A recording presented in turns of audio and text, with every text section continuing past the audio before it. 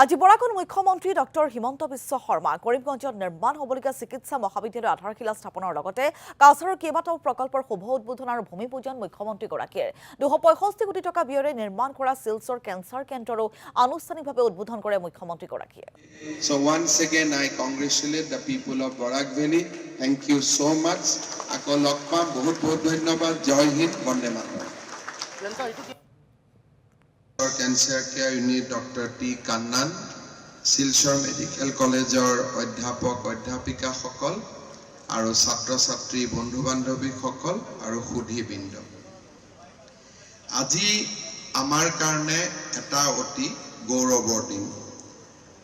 ৰাজ্য চৰকাৰ আৰু টাটা ট্ৰাষ্ট এই দুইটা অনুষ্ঠান লগ লাগি আমি অসমত এটা ডিস্ট্ৰিবিউটিভ মডেলৰ ক্যান্সাৰ কেয়াৰ স্ট্ৰাকচাৰ এটা বা ইনফ্ৰাষ্ট্ৰাকচাৰ এটা নিৰ্মাণ কৰাৰ বাবে সিদ্ধান্ত লৈছিল।